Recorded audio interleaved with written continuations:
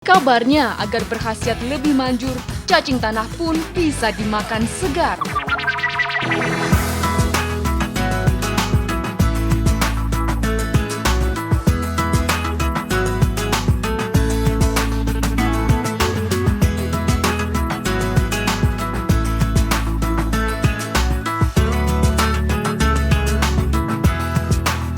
Keyakinan akan ampuhnya cacing baik untuk dikonsumsi sebagai bahan pangan ataupun obat-obatan ternyata memang tak dapat dipungkiri. Meskipun masih memerlukan penelitian lebih seksama, nyatanya prospek cacing tanah sebagai bahan obat alami sudah sangat menjanjikan. Lihat saja, di Jakarta begitu banyak toko obat tradisional yang menjual berbagai produk-produk dari cacing. Beragam bentuk olahan cacing untuk obat-obatan diperjualbelikan secara bebas. Mulai dari yang berupa cacing kering hingga yang berbentuk tablet. Harganya pun relatif murah karena rata-rata hanya berkisar dari Rp1.000 hingga Rp5.000.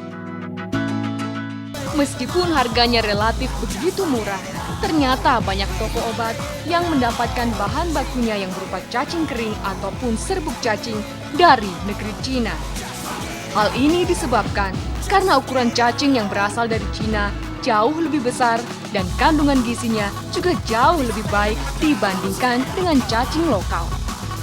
Kita kan pakai import, karena cacing kita kan di sini kurang stoknya, jadi kita pakai cacing import. Jadi kalau kita sampai ya ada juga cacing lokal, kalau memang ada yang bawa kita beli. Iya, biasanya cacing tanah ya, ya. Jadi tapi kita cacing import. Import ya kadang-kadang kalau sampai import kosong ya pakai cacing Indonesia juga. Ini kecil kalau cacing sini, kan cacingnya besar, ini kan cacingnya besar. Kabarnya agar berkhasiat lebih manjur, cacing tanah pun bisa dimakan segar. Hal ini dikarenakan cacing tanah mengandung gizi yang cukup tinggi. Sebuah penelitian mengungkapkan sumber protein dari cacing tanah adalah sekitar 76%. Ini berarti lebih tinggi dibandingkan daging yang hanya 65% ataupun kacang kedelai yang hanya 45%. Karena kadar gizinya itu, cacing banyak digunakan untuk makanan dan berbagai obat-obatan.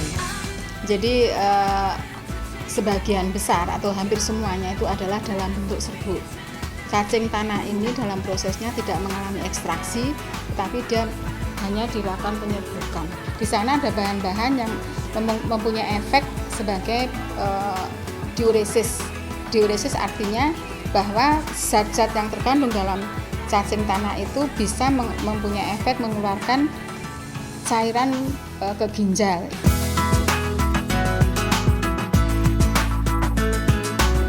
Di negara-negara maju seperti Amerika dan Jepang, ternyata cacing dipakai sebagai bahan campuran biskuit dan minuman penyegar.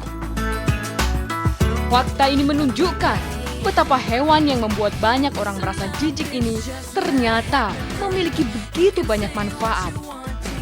Tidak hanya itu, bahkan kabarnya dalam dunia kecantikan, cacing juga memiliki manfaat yang tak kalah penting. Bedak-bedak yang menempel di pipi, lipstik memerah di bibir, semuanya memanfaatkan senyawa aktif cacing. Senyawa aktif cacing tanah ini banyak digunakan untuk produk kosmetik, baik sebagai substrat pelembut kulit, pelembab wajah, dan anti-infeksi. Ada ya cacing buat kosmetik? Aku nggak tahu. Dan aku sendiri orangnya mungkin agak cuek ya kalau masalah kosmetik, karena aku bukan orang yang make up minded yang wah ini kandungannya apa, nggak yang kayak gitu banget sih. Hanya yang kalau misalnya ada informasi oh ini ada kandungan ininya, hanya sekedar itu. Yang penting khasiatnya apa, terus tidak berupa binatangnya. Kalau misalnya salep untuk kecantikan kan kita nggak tahu, jadi salepnya itu misalnya warna putih atau coklat, jadi sudah diracik, nggak ada masalah buat saya. Kalau misalnya emang itu nggak apa-apa dan legal dan nyiapin kulit ya aku rasa nggak apa-apa, cuman aku kayak nggak perlu tahu gitu. Maksudnya ya malas aja gitu, cacing ada di muka gitu yang gimana gitu. Kalau tahu kayak aku akan pakai.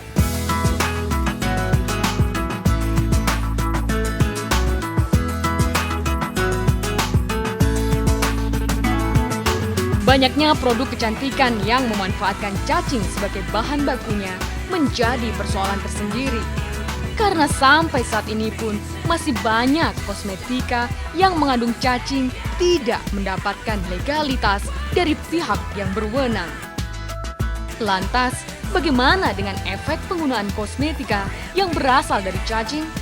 Apakah terdapat beragam resiko yang mampu mempengaruhi langsung fisik manusia itu sendiri?